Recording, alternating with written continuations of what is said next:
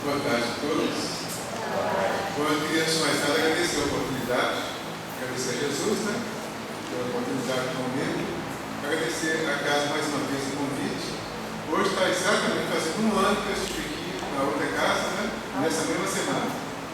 A gente está hoje encerrando a 30ª semana, que é uma semana de estudo do Evangelho, Então nós vamos tentar encerrar essa semana com o tempo que foi passado e reforçando um convite para que a gente não só estude o Evangelho, mas que viva o Evangelho. O momento atual está pedindo urgentemente vivência evangélica.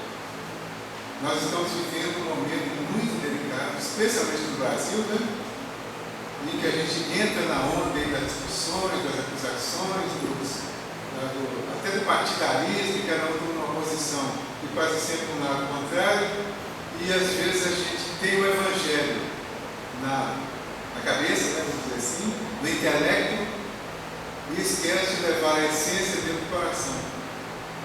Então, essa semana é louvável, porque estudar o Evangelho é sempre uma oportunidade para a gente fazer essa ponte, passar a amar mais, compreender mais, entender mais em todos os aspectos.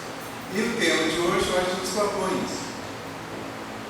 Como é a semana de estudo do Evangelho, eu acho que a gente poderia propor um livro assim, bastante conhecido no nosso meio, um Evangelho bastante conhecido, que é o Evangelho do Espiritismo. Eu tenho sempre sugerido a utilização dele para nos guiar em todos os aspectos. Porque o Evangelho segundo o Espiritismo é o Evangelho para os Espíritas. E ele é um prolongamento, uma explicação, uma orientação sobre o Evangelho de Jesus. Então ele não fugiu. Ele só explica e pega alguns temas que são mais apropriados ao momento que nós estamos vivendo. Então eu gosto, sempre que possível, de sugerir formas de estudar o Evangelho de Jesus de acordo com o Evangelho segundo o Espiritismo. Então eu sempre digo que são 4 evangelhos na Bíblia: o Evangelho de Mateus, do Marcos, do Lucas e do João. Durante a semana foram estudados os evangelhos de Mateus, Lucas e João. Não teve um tema sobre Marcos, mas os temas do Marcos e do Lucas, a maioria das vezes se repete um no outro, Mateus, Marcos e Lucas, porque eles têm a mesma lógica. E o do João que foge um pouco, que é preciso que teve mais tempo, que aí esse é o Evangelho mais espiritual e mais difícil até de entender. Então, Mateus, Marcos, Lucas e João. O quinto, a gente poderia dizer que é o Evangelho segundo o Espiritismo. Mas poderíamos ainda dizer que o sexto, você sabe qual é o sexto? O sexto pode ser até o mais importante, que é o Evangelho segundo nós mesmos. Porque vai ser o Evangelho vivido por nós. Olha a importância e a responsabilidade disso. Os outros estão escritos. Se ninguém pegar para ler, eles vão ficar nas prateleiras. Sabe aquela Bíblia que fica em casa lá numa página, no Salmo 23? Fica amarelinho, cheio de poeira, mais ou menos assim. Daí um tempo a poeira está botando ninguém ler, O Evangelho procura esse mesmo risco. Tem um que eu considero assim, muito importante, e às vezes até o mais dependendo da circunstância, que eu chamaria esse sexto, que é o que nós vamos representar no dia a dia. É o que nós vamos viver. Esse é o que as pessoas verão acontecendo. Eles vão olhar para o nosso comportamento e vão dizer que esse é cristão. Esse está evangelizado. E não é pelo que ele fala, não é pelo que ele sabe, é pelo que ele vive. Se nós sairmos daqui hoje, durante a semana toda, com todos os evangelhos decorados, nós estaremos versados no Evangelho intelectualmente. Mas se continuamos criticando, tomando partido, criticando um em defesa do outro, brigando nas ruas, propondo soluções das mais avacalhadas às vezes, e exclusivamente do ponto de vista material, nós não estaremos vivenciando aquilo que está na nossa intelectualidade. Mas o contrário, sim. Então é isso que eu acho que a gente deveria refletir a respeito. A proposta, a minha sugestão vai ser nesse sentido. Refletir a respeito disso. E no Evangelho do Espiritismo, a gente tem uma série de propostas assim. Por exemplo, no prefácio, ele diz assim, ó: os Espíritos do Senhor, que são as virtudes dos céus, qual o imenso exército que se movimenta ao receber as ordens de seu comando, espalham-se por toda a superfície da terra, e semelhantes a estrelas cadentes, vêm iluminar os caminhos e abrir os olhos aos cegos. Eu vos digo em verdade que são chegados os tempos em que todas as coisas hão de ser restabelecidas no seu verdadeiro sentido, para dissipar as trevas, confundir os orgulhosos e glorificar os justos. As grandes vozes do céu ressoam como sons de trombetas, e os cânticos dos anjos se lhes associam. Nós vos convidamos, e a vós, homens, para o divino conselho.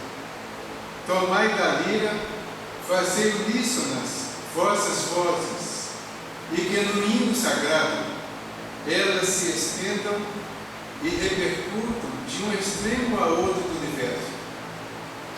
Homens, irmãos a quem amamos, aqui estamos junto de vós. Amai-vos também uns aos outros e dizei do fundo do coração, fazendo as vontades do Pai que está no céu. Senhor, Senhor, e podereis entrar no reino dos céus. Esse é o prefácio do Evangelho do Espiritismo, ditado pelo Espírito de Verdade. Aí quando nós falamos de Evangelho do Espiritismo, nós vamos ver que ele tem, na introdução, ele faz uma divisão dos temas do Evangelho Bíblico. Ele divide em 5 partes, e aqui na introdução ele diz que o objetivo da obra é retirar o ensino moral do Evangelho de Jesus, que até então não tinha sido tão amplamente estudado. Então as nossas propostas têm sido de estudar o Evangelho a ponto de retirar o ensino moral, de não ficar só na letra do Evangelho, buscar um entendimento que é exatamente aquele entendimento que vai nos ajudar a vivenciar o Evangelho, e não nos ajudar a decorar o Evangelho e repetir sem entender o que está sendo repetido. Então essa que é a proposta. Aí ele diz assim: ao se discutirem nele, discutir o Evangelho, nele teriam aceitas e encontrado sua própria condenação, visto que, na maioria, ela se agarra mais à parte mística do que à parte moral que exige cada um a reforma de si mesmo. Para os homens, em particular, constitui aquele código do Evangelho uma regra de proceder que abrange todas as circunstâncias da vida privada, uma regra de proceder que abrange proceder, comportar, fazer, que abrange todas as circunstâncias da vida privada e da vida pública. O princípio básico de todas as relações sociais que se fundam na mais rigorosa justiça. É, finalmente, e acima de tudo, o roteiro infalível para a felicidade vindoura, o levantamento de uma ponta do véu que nos oculta a vida futura.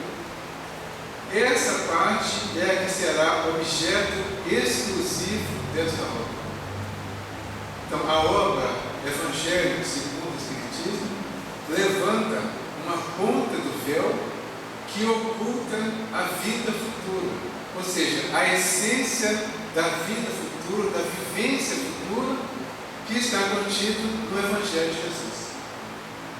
Aí mais à frente, que é ao longo da introdução, eu acho importante ler a introdução, porque ela chama a atenção para um ponto importante do estudo da obra. Ele vai dizendo aqui que os Espíritos sugeriram que, ao invés de seguir uma ordem cronológica, que se seguisse uma ordem lógica, de maneira tal que os assuntos surgissem uns dos outros. Aí como seria isso? Para não buscar toda a semana, nós vamos ver que ontem foi falado sobre carregar a cruz. Eu não sei o que foi falado, mas o tema era esse, né? Carregar a própria cruz. Aí a gente começa a analisar o que é carregar a cruz. O que é a cruz? A cruz é o símbolo das nossas dificuldades. É o símbolo ou a representação da soma dos nossos enganos, que ficaram representados por Jesus, carregando a cruz. Ele carregava um simbolismo, o símbolo dos nossos pecados, que nos levaria à salvação. Durante todos esses anos, nós ficamos com a crença de que Jesus teria vindo para nos salvar e resolver todas as nossas questões. Mas nós vimos que ele propõe que a gente siga a ele carregando a própria cruz. Então, se ele veio para salvar, ele não nos convidaria a carregar a cruz. Ele diria que estava tudo resolvido e que não tinha mais doença, não tinha mais dor, não tinha dificuldade, não tinha mais problema. Agora nós estamos chegando à conclusão que os sofrimentos, as dores, as dificuldades da humanidade continuaram mesmo depois de Jesus ter passado e supostamente salvado. Então tem que buscar um entendimento aí. E qual que é o entendimento? O entendimento é, estudando o Evangelho de Jesus, nós vamos compreender a nossa necessidade de nos salvar através do ensinamento que ele deixou. E não ficar naquela expectativa de que Jesus vai voltar, já que ele não resolveu tudo, que ele vai voltar e vai resolver. Ele volta através da nossa conscientização e da nossa mudança de comportamento em torno do Evangelho. Se não houver essa mudança, ele vindo ou não vai acontecer nada individualmente. Porque cada um precisa fazer o seu trabalho, carregar a sua cruz de dificuldades e, ao carregar, chegar ao objetivo proposto, resolvendo cada dificuldade representada pela cruz de cada um. Então, para nós, ela está bem representada, né? Nós estamos carregando, os encarnados em especial, né? Os desencarnados têm um corpo espiritual que é muito parecido com esse. Se vocês abrirem o braço também, eles vão perceber a própria cruz que ainda está registrada no perispírito. Então eles também têm essa representação. E eles têm a cruz deles para carregar também, aqueles que não resolveram ainda. Então todos estamos carregando. Nós vamos chegar então, com a nossa cruz, nós vamos chegar ao capítulo 5 do Evangelho segundo o Espiritismo. O capítulo 5 é o maior, inclusive, e trata das nossas aflições, né? Bem-aventurados os aflitos. Nele tem várias opções, orientações de como resolver as nossas questões, de como conviver com as nossas dores. Ele é uma fase avançada desse processo de evolução, porque só é feliz por sofrer aquele que compreende a necessidade de sofrer. Quem não compreende não consegue imaginar a felicidade com o sofrimento, com a dificuldade, com a dor, porque ele ainda se revolta, ele ainda não entende porque Deus permite que ele sofra. E muitos de nós ainda vivemos assim de alguma forma. Muitos ainda não entendemos por que temos que carregar uma cruz chamada marido, mulher, filho, irmão, vizinho, sogra, sogro, cunhado, parente, pessoa, patrão, empregado, chefe. Muitos de nós ainda não compreendem por que fica parecendo que a nossa cruz está externa, representada por uma pessoa. Mas quando começamos a compreender isso, é que nós entramos no entendimento da bem-aventurança, da felicidade, que é o bem ou o mal de sofrer.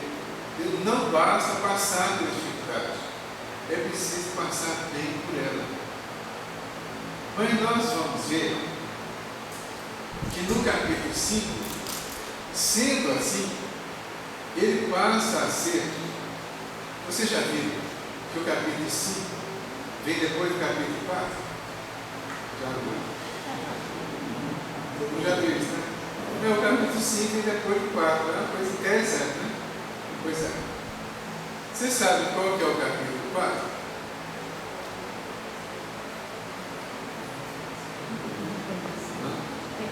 Nascer de novo? Nascer de novo. O capítulo 4, ninguém pode ver o reino de Deus do céu se não nascer de novo. Tá? Resumindo, nascer de novo. Quem nasce de novo na terra? No geral, quem nasce de novo na terra, que é muito em prova de expiação, tem um problema para resolver.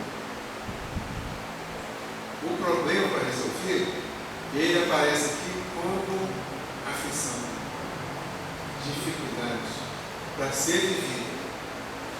Quem nasce com essa programação e cumpre a programação, então nasceu de novo.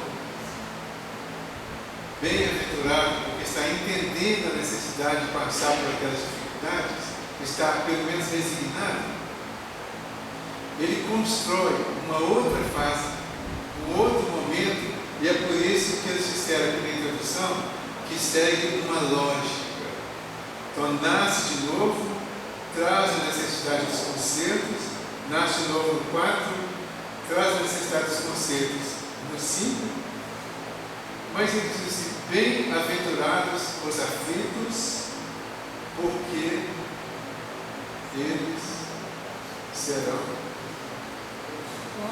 consolados.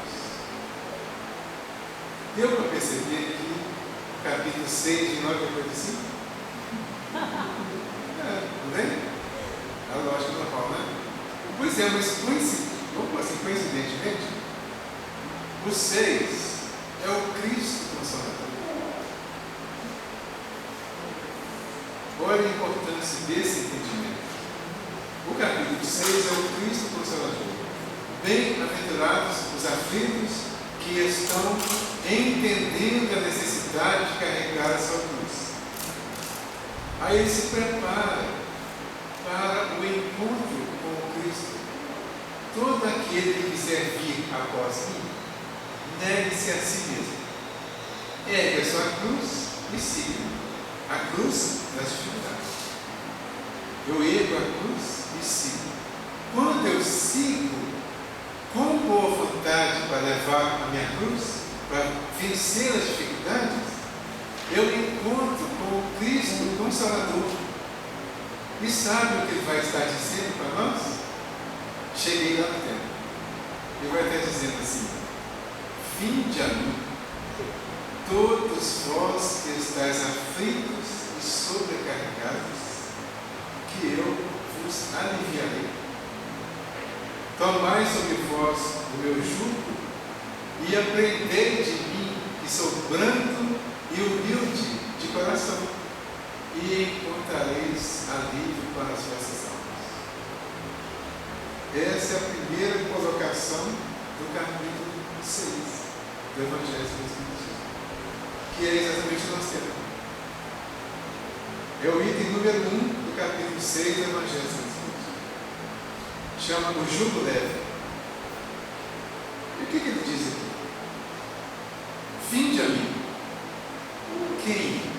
É o convite de Jesus. Vinde a mim, mais uma vez. Vós que estáis aflitos e sobrecarregados. Mas certamente, esses aflitos e sobrecarregados que ele está convidando mais uma vez para vir a ele, são aqueles que já estão com algum propósito de melhora dentro da vivência daquilo que ele ensinou. São aqueles que estão buscando alguma solução, que estão sim, com as lágrimas, chorando, sentindo as dores, passando pela dificuldade, mas que está procurando entender de uma maneira pacífica aquilo que está os levando a lágrimas, às vezes sem compreender realmente. Então ele pede: venha a mim, vós que estáis aflitos e sobrecarregados, que eu vos aliviarei. Aí a gente fica consolado, né? O Jesus está me convidando para ir a Ele, que Ele vai me aliviar. Bacana, né? Mas não para aqui. No comentário, ele fala assim: todos os sofrimentos, misérias, decepções, dores físicas, perda de seres amados, encontra consolação em a fé no futuro, em a confiança na justiça de Deus, que o Cristo veio ensinar aos homens. Sobre aquele que, ao contrário, nada espera após esta vida, ou que simplesmente duvida, as aflições caem com todo o seu peso e nenhuma esperança lhe mitiga o amargor. Foi isso que levou Jesus a dizer: vinde a mim todos vós que estáis aflitos e fatigados, que eu vos aliviarei. Aí a gente para no ponto e tem a sequência. A sequência é importantíssima, que é o ponto que não foi retirado, né? Ele fala assim: tomai sobre vós o meu jugo e aprendei comigo, que sou brando e humilde de coração, e encontrareis repouso para as vossas almas. Aí vamos voltar, né?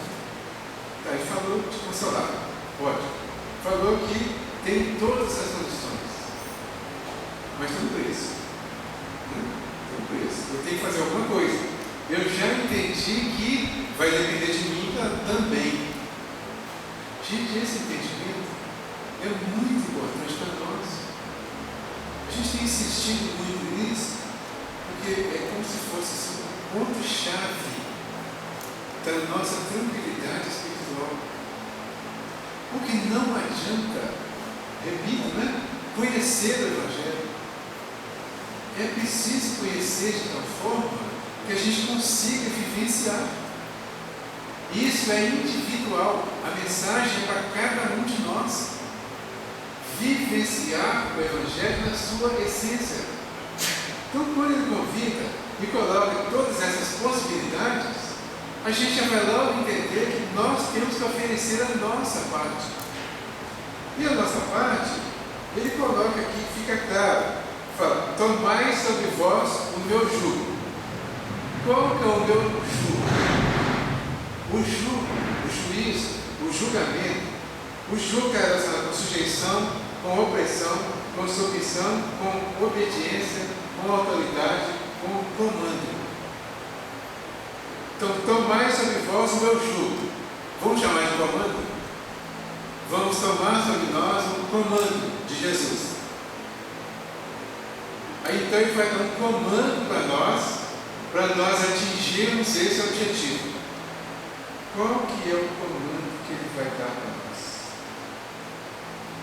Ele diz assim: e aprendei comigo, que sou brando e humilde de coração. Aprendei comigo, que sou brando e humilde de coração, e encontrareis alívio para as vossas almas. Qual que é o comando que ele dá? O comando está relacionado com a submissão à lei de Deus. Lembra qual é o primeiro capítulo do Evangelho do Espiritismo? Eu fiquei perguntando assim para ser chato mesmo, para todo mundo ter vários. Mas não é pergunta que ela não sabia. Deve querer saber depois. Primeiro capítulo do Evangelho segundo o Espiritismo: não vim destruir a lei. Qual que é o comando de Jesus para nós? E ele já tinha se comprometido de alguma forma, já tinha informado sobre o que ele faz. Ele diz que não penseis que eu tenha vindo destruir a lei. Os Espíritos colocaram no Evangelho do Espiritismo, o primeiro capítulo, o primeiro passo dessa nova escalada nossa, coloca assim: eu não vim destruir a lei. Como Jesus, eu vim cumprir com a lei, todos os leis. É o ponto de partida. Eu vou entrar numa nova caminhada, num novo comando de Jesus, sabendo que o primeiro passo é cumprir a lei, seguir as orientações, seguir todas as sugestões, orientações que vêm do plano espiritual e que alguns estão registrados aqui no nosso plano, através das leis humanas, que se eu não conseguir seguir as leis humanas, eu vou ter dificuldade de seguir as leis divinas. Porque diz aqui que as leis humanas, a nossa lei civil, ela é uma espécie de um corolário da lei divina. As leis aqui ficam absurdas para nós, porque nós temos resistência em seguir as leis. Nós discordamos, porque elas vão muitas vezes de encontro àquilo que a gente ainda não quer mudar. Então, eu discordo de uma coisa, porque não é porque aquilo está errado propriamente, é porque eu ainda faço o contrário daquilo. Tem uma cinta aí, a lei seca, por exemplo, tem muita gente que não concorda com ela. Mas ela é uma lei normal. É uma lei normal. Porque o natural é, se for dirigir, não bebe, se for beber, não dirige. Olha que simples. Não é isso? O natural é isso. Se fugiu disso, saiu do natural. A ciência comprovou que uma dose mínima de álcool cede de alguma forma o sistema nervoso e compromete uma série de setores da nossa mente, da nossa atenção, que pode provocar acidentes. Isso foi comprovado cientificamente. Aí virou lei, porque nós não aceitávamos só a orientação da ciência. Aí virou lei. Se essa lei é cumprida, é a lei humana. Se ela é cumprida, se nós conseguimos cumprir essa mínima, nós teremos facilidade para cumprir a outra. Porque a outra, você já ouviu falar de porta estreita. Já? Todo mundo já ouviu falar da porta estreita. E há pouco tempo eu estava questionando essa porta estreita. Na verdade, não existe porta estreita, existe porta. Ela é estreita para quem vem de uma lei larga. Certo? Quando eu fico lesando a lei humana, ela é larga para mim, que eu consigo manipular aqui as autoridades humanas. Né? Então eu vivo uma lei larga. Tá bom. Eu conheço um grupo de pessoas que tem um dinheiro reservado para caso alguém for apanhado na lei seca, por exemplo, já tem um que vai lá e pega o dinheiro, vai lá e paga a fiança para ele não ficar preso. Só perde a carteira e depois vai negociar e acaba resolvendo. Certo? Essa é a coisa lá. Quando nós cumprimos a lei humana, nós entramos numa porta ainda não totalmente normal, mas um pouco mais estreita do que a outra que a gente estava vindo por ela. Quando passamos a cumprir a lei divina, a lei de Deus, porque a lei de Deus nos orienta para viver a vida naturalmente, é quando nós vamos dispensando tudo aquilo que não é realmente necessário. Para eu dispensar o que eu uso hoje e que acho até importante, mas que pela lei divina não é necessário para a minha sobrevivência, eu vou ter que fazer um esforço maior. E esse esforço maior que eu vou fazer é que vai caracterizar a minha visão de uma porta estreita por causa da dificuldade que eu vou ter que enfrentar para vencer o meu vício, para vencer essa dificuldade maior que eu estava convivendo com ela. Assim que você venceu, você passa a viver a porta normal e vai entrar e sair por essa porta sem nenhuma aresta, porque não tem vício, não tem apego, não tem dependência, não tem muleta. Entra em uma situação normal. Então, o primeiro ponto dessa proposta aqui é obedecer à lei. O jugo é a obediência da lei. E aí ele continua: aprendei comigo que sou brando e humilde de coração. Gente, o que é brando e humilde de coração? Dentro da lógica do Evangelho que eu falei, nós temos mais 2 capítulos. Capítulo 7 e o capítulo 9. O 7, quer riscar? O 7. Bem-aventurados os pobres de espírito. E o 9, bem-aventurados os que são brandos e pacíficos. Então, esse tema está todo desenvolvido no Evangelho do Espiritismo, nos capítulos 1, 6, 7 e o 9. É só chegar em casa, pegar o Evangelho do Espiritismo e, para relembrar, especialmente o nosso tema de hoje, ele vai estar todo refletido aqui. E aí nós vamos ver quais são essas orientações que estão dentro desse comando, desse jugo, dessa quase imposição de Jesus para segui-lo e atingir a solução das nossas dificuldades. No capítulo 6, o Cristo Consolador, a gente entende que é o momento do encontro com o Cristo. É o momento em que nós vamos nos encontrar com Ele, para Ele reafirmar as instruções que nós já viemos compreendendo de uma forma vaga ainda. Então, nós entramos aqui no intervalo de uma fase mais avançada de entendimento e de aprendizado. O encontro com Ele é o encontro que vem depois da lágrima da aflição.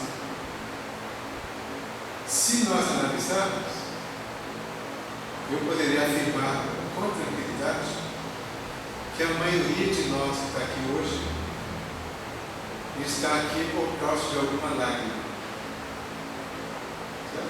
A maioria, não falei todos não. A maioria. Pode analisar que raramente nós vamos para uma igreja como centro ou para a procura de uma orientação religiosa sem estar com alguma parte sangrando, alguma dor, por menor que ela seja. Mas tem uma dor que ninguém resolve. O médico não resolve. O médico dá remédio, ele dá orientação, dá conselho, ele até alimenta a esperança. Mas ele não consegue fazer da forma que nós fazemos ou sentimos quando temos esse encontro com o Cristo, que é o Cristo Consolador. E nesse mesmo capítulo, ele promete a vinda do Espírito de verdade, do Espírito Consolador, que ele diz que ele mandará um outro Espírito, o Consolador, que virá no lugar dele para nos ensinar todas as coisas e nos fazer lembrar tudo aquilo que estaria esquecido do que ele ensinou. Porque nós já sabemos tudo do Evangelho lá de 2000 anos para cá. Só que está esquecido, não está assimilado, não está conscientizado. Então ele vem aqui neste capítulo lembrar de tudo isso. E parte de um ponto simples. Então, quando nós encontramos com o Cristo aqui, nós fechamos a fase. Encontrei com Ele. Agora Ele me deu a diretriz. Ele disse agora que, para atingir o meu objetivo, eu preciso ser brando e humilde de coração, de mente, de alma, de espírito. Aí eu entro no capítulo 7, bem-aventurados os pobres de espírito, que é logo da sequência, né? E ele vai me responder o que Jesus quis dizer por bem-aventurados pobres de espírito, que foi interpretado de formas tão enganosas, tão controversas ao longo de todos esses anos, que ainda é confuso. Mas que para nós agora ficou simples com a explicação que tem aqui. O pobre de espírito é aquele que chegou à conclusão da sua pobreza espiritual. Tem uma tradução da Bíblia dos Testemunhos de Jeová, já deve ter a tradução dessa forma que hoje eu acho muito interessante, que ele fala assim: felizes os cônscios das suas necessidades espirituais, porque deles é o reino dos céus. Felizes os cônscios, os conscientes das suas necessidades espirituais. Pobreza é falta de alguma coisa. Então, a consciência da necessidade espiritual é a consciência da pobreza espiritual, é a consciência da falta de virtudes, falta de elevação espiritual. Aí ele propõe que, a partir do encontro com ele, a continuidade envolve simplicidade e brandura, que no caso aqui está inverso, não importa. Vamos começar pela simplicidade e pela humildade, porque começando pela humildade, nós vamos renunciar a tudo aquilo que a gente achava que era, que tinha e que era muito importante até então. Nós vamos voltar ao estaca zero, do ponto de vista espiritual. Tudo que eu aprendi até agora, tudo que eu achei que era até agora espiritualmente, todos esses valores que eu acho que eu tenho, todo esse orgulho que está estampado no meu conhecimento do Evangelho, eu descobri agora que isso não é nada se eu não estiver vivenciando. Se eu não estiver vivendo com as pessoas no mesmo nível, independente de quem sejam as pessoas, eu não sou uma pessoa evangelizada, eu sou uma pessoa intelectualizada dentro do Evangelho. Então, qual que é a referência? Eu preciso conviver com todas as pessoas, independente de quem elas sejam. Eu preciso estar disposto a conviver com elas. Preto, branco, bonito, feio, velho, novo, pobre, rico, culto ou não, integrado, patrão, não importa. Todos somos irmãos. E a minha posição de consciência da minha pobreza espiritual me leva a descobrir que, se eu tenho ainda resistências, se eu ainda discrimino as pessoas, se eu ainda escolho com quem conviver, com quem conversar, a quem ajudar, se eu ainda tento elevar às alturas as pequenas coisas que eu faço, significa que eu ainda estou pobre espiritualmente. E essa consciência é que vai me levar a mudar a minha posição. Aí tem um item aqui muito interessante, que eu até sei que nem tem, sabe? É um título assim, bastante digestivo, chama-se O Orgulho e a Humildade.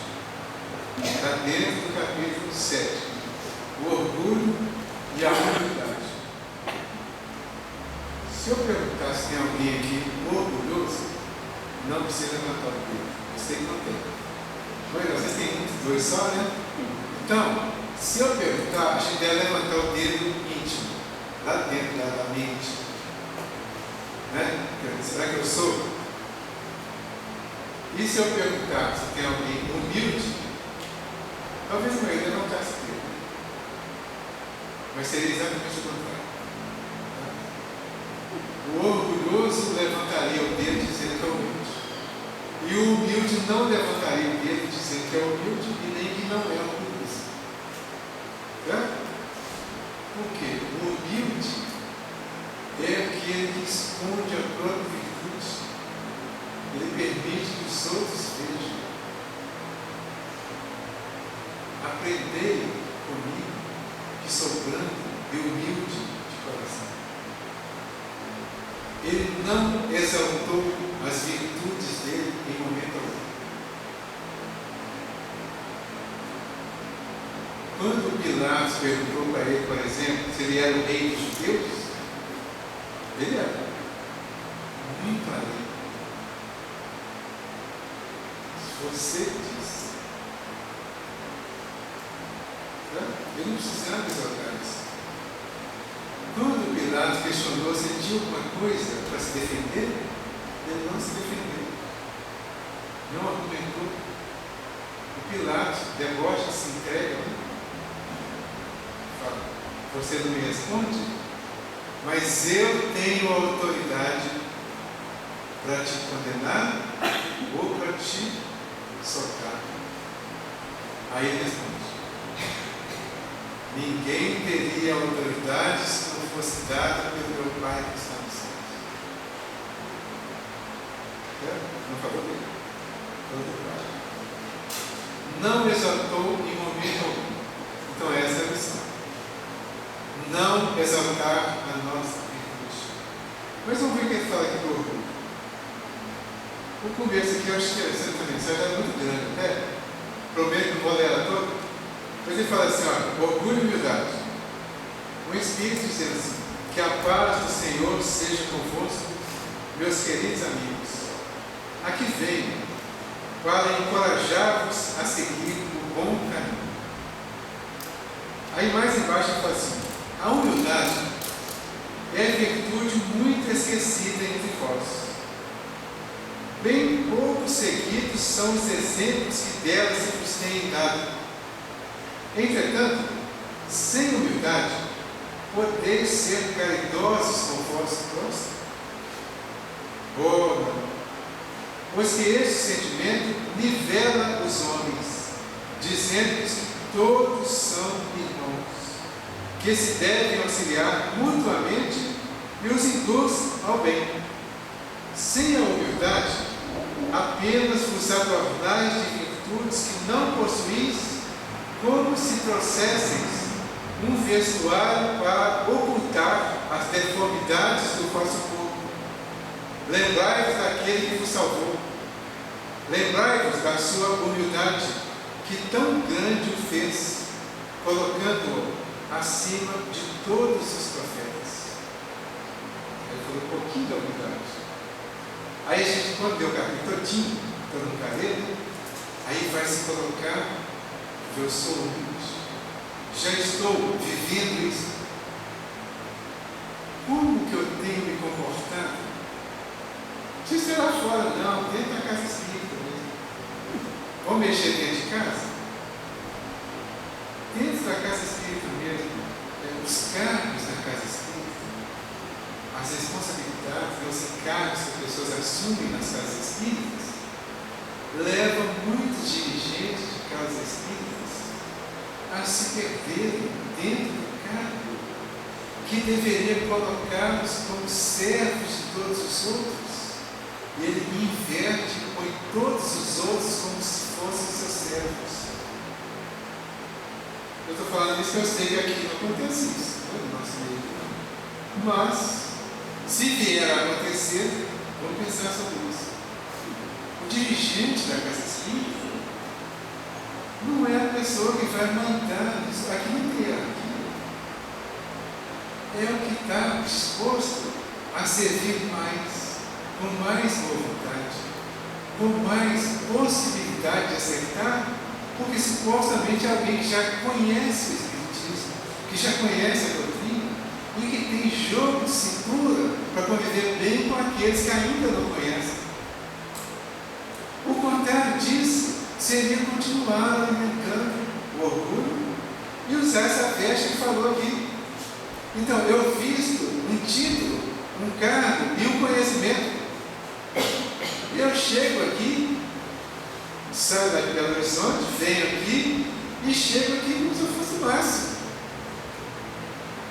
Bom, me convidaram, eles devem achar que eu sei alguma coisa, né? Eu vou chegar lá exigindo mundos e fundos. Quando eu chego exigindo mundos e fundos e venho e faço a minha exposição, as pessoas podem até achar assim, bom, pelo menos ler algumas páginas do Evangelho e conseguir. Mas não tem nada a ver com o Evangelho que ele deu, que chegou exigindo um monte de coisa. Entendeu? Só um exemplozinho para fechar com todos nós. É isso que a gente está precisando. As pessoas precisam olhar para nós e ver cristão em nós. Ali foi um cristão. Qual a denominação dele? Não importa. Ele é protestante? Das diversas ramificações? A gente fala de partido. Nós temos mais de 1000 partidos religiosos cristãos espalhados pelo mundo. Grupos cristãos, todos originais do cristianismo, todos baseados nos mesmos evangelhos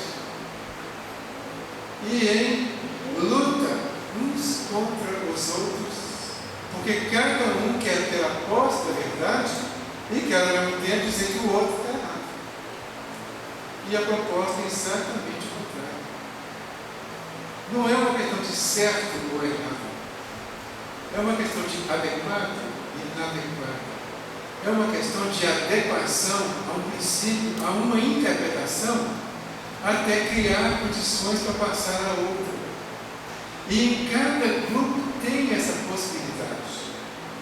Deixa de ser uma questão de certo e errado, para ser uma questão de adequação naquele momento, que faz parte das fases da evolução, onde ninguém de nós pode dizer quem está mais ou menos evoluindo.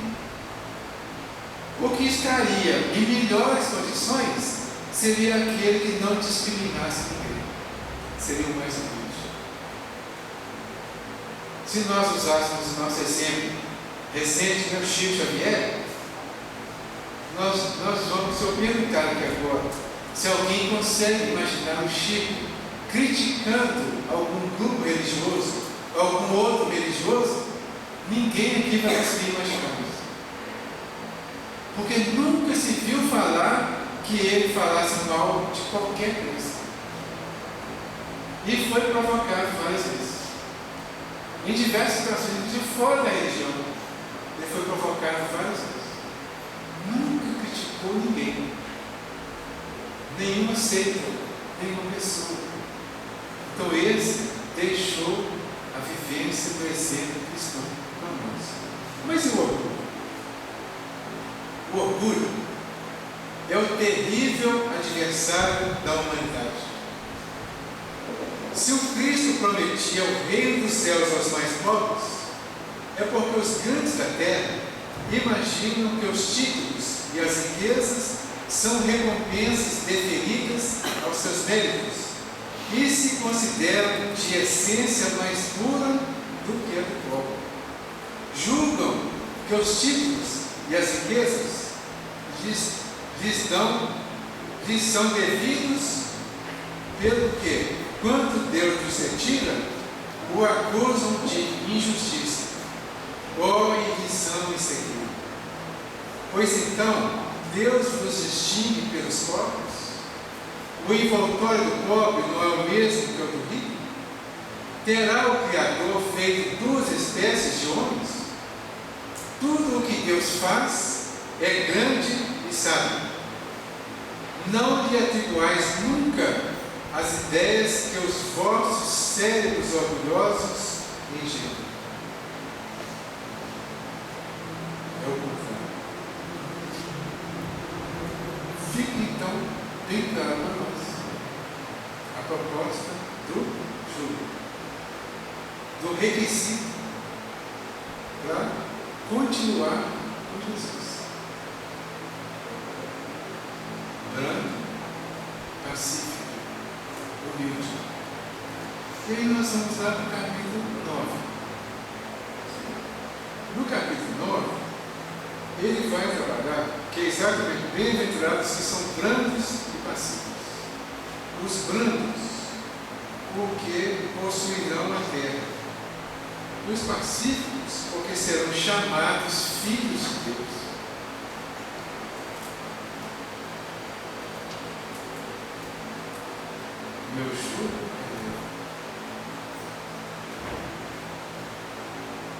imposição é suave.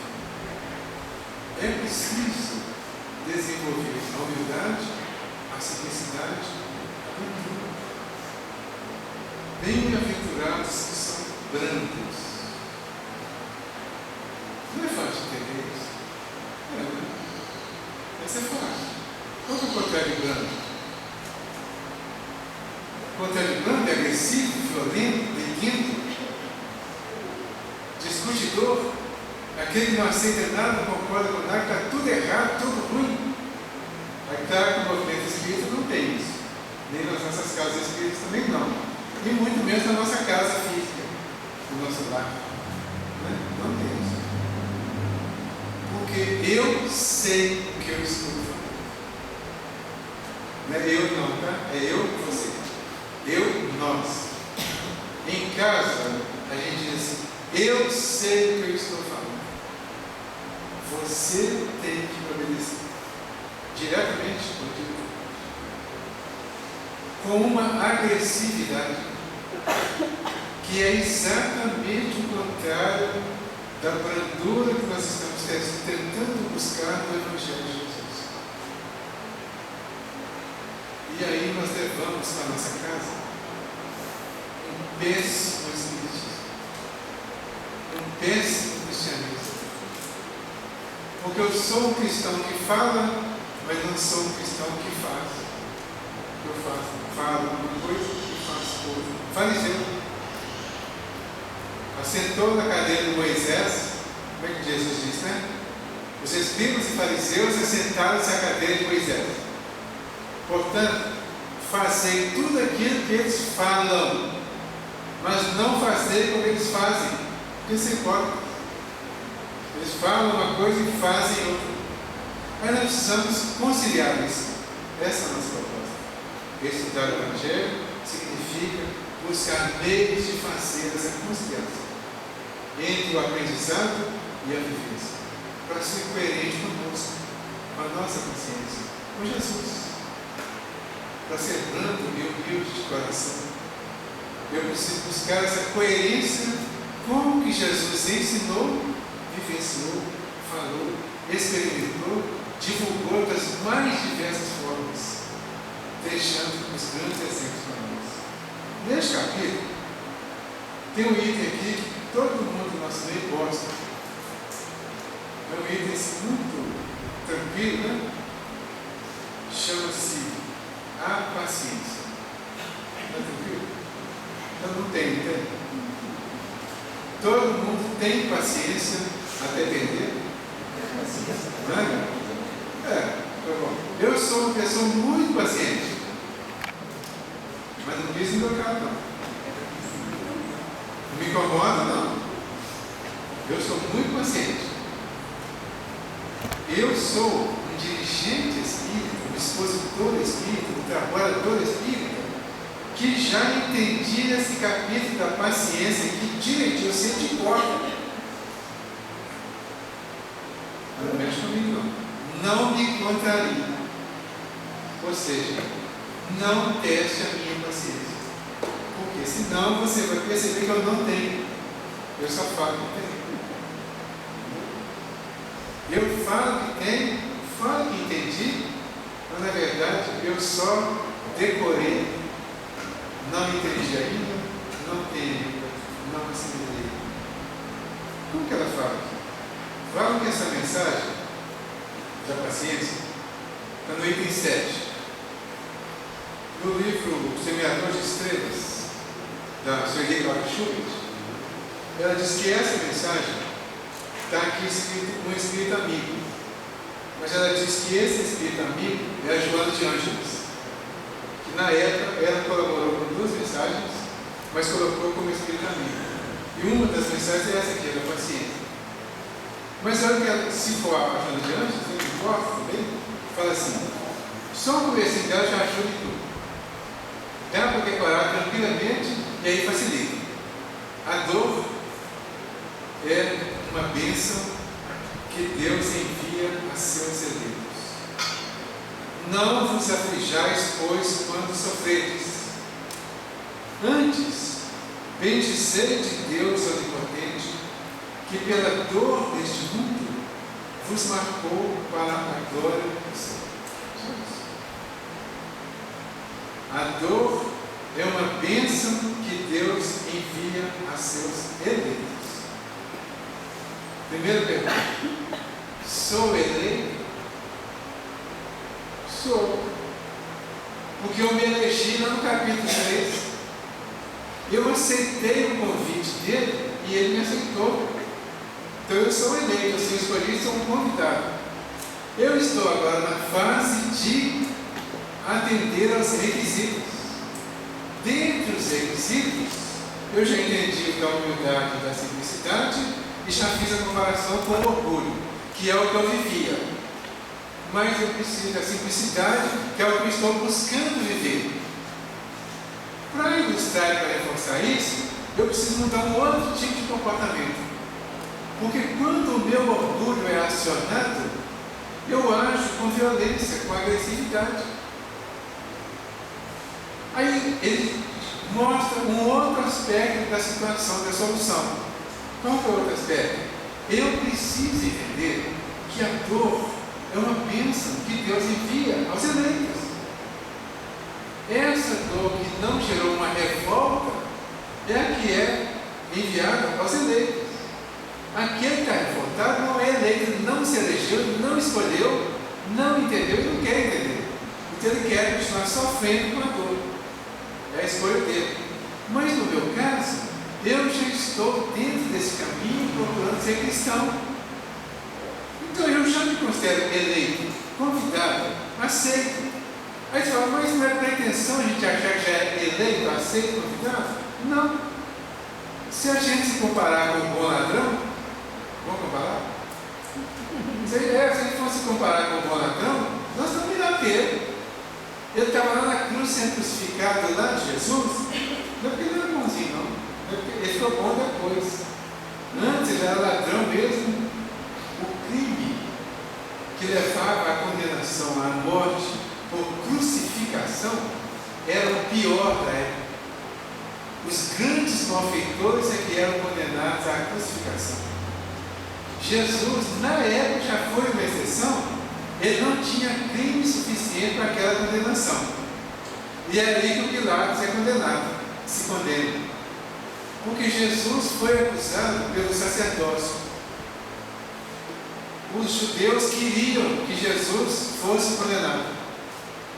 Insuflaram o povo contra Jesus. E arranjaram alguns argumentos contra Jesus. Levaram os argumentos que o Pilatos não considerou suficientes. Olha só, ele não considerou suficientes argumentos. Disse várias vezes: esse homem é inocente. Eu não vejo por que vocês querem condená-lo.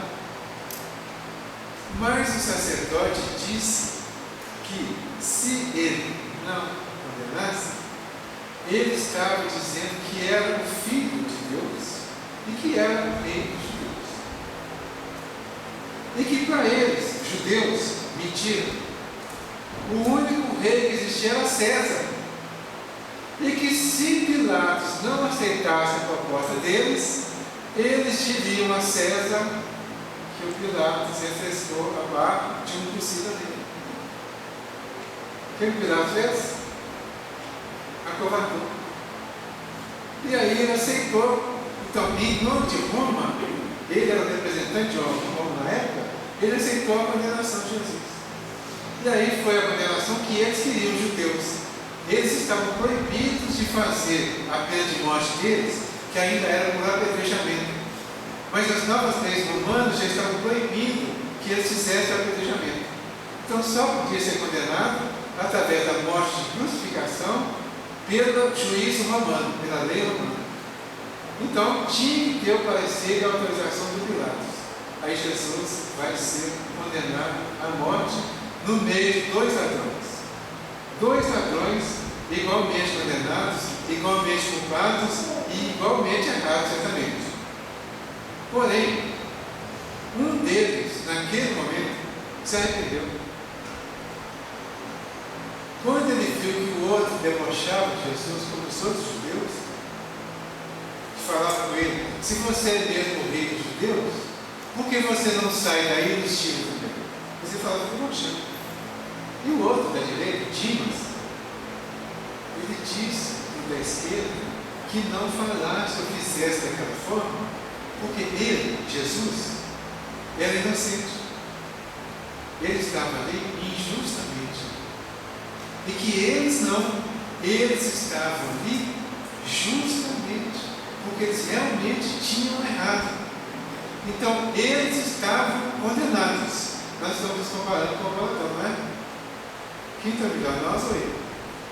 Porque nós não estamos no processo de crucificação daquela forma, né?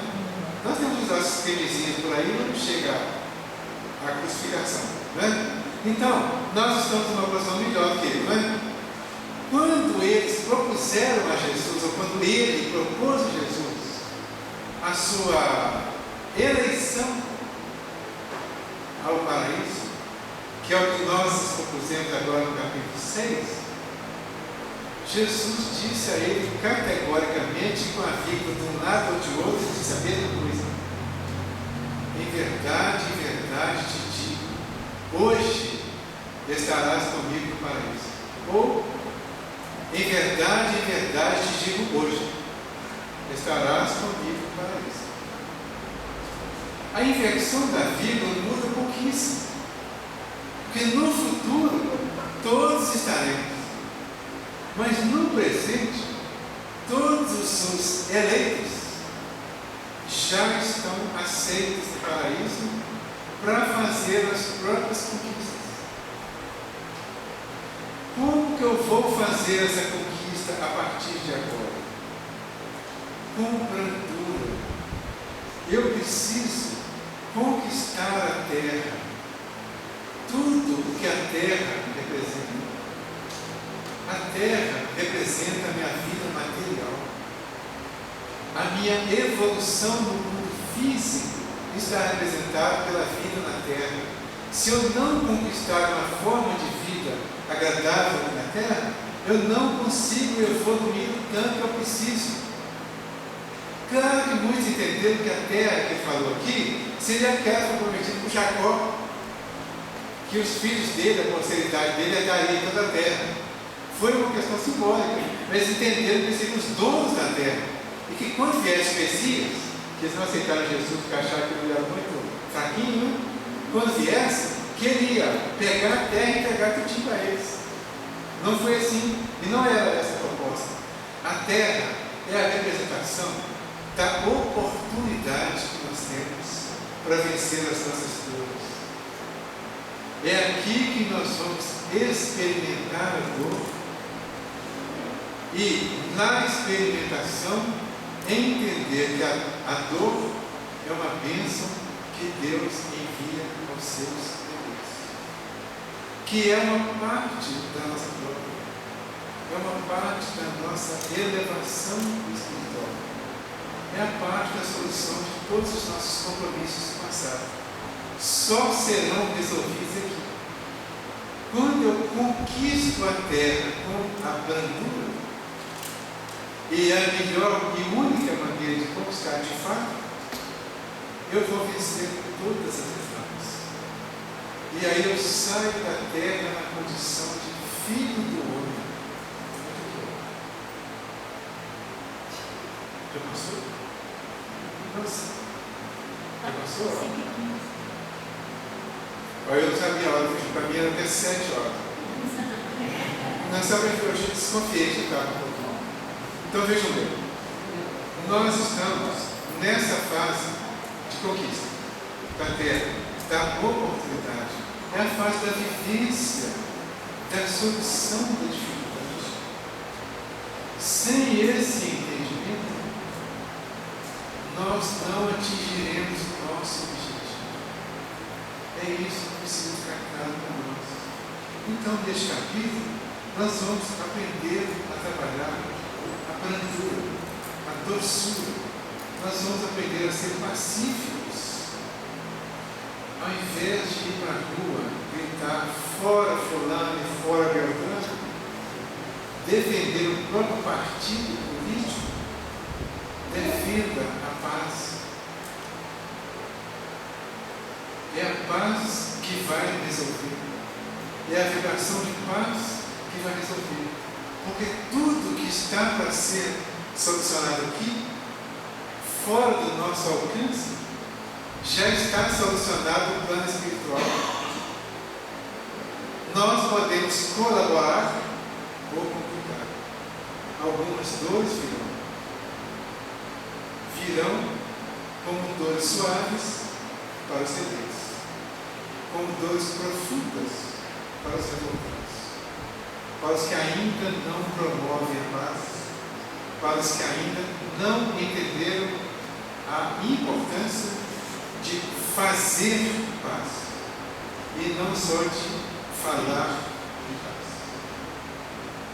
Nós estamos agradecendo a oportunidade, o convite mais uma vez, pedindo a Jesus que nos oriente, que nos assista nas nossas dificuldades, que nos dê forças para que nós possamos, ao longo desse ano, até o próximo encontro, pelo menos, fazer uma assimilação dessa mensagem, de todos os textos que foram estudados ao longo dessa semana, e fazer uma introdução deles na nossa vida, para que a gente consiga mudar alguma coisa para o bem.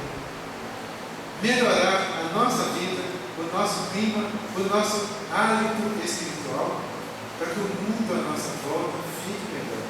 Se todos nós aqui fizermos isso, teremos dado um grande passo e a terra estará melhor do que nós melhoramos. Muito obrigado e Jesus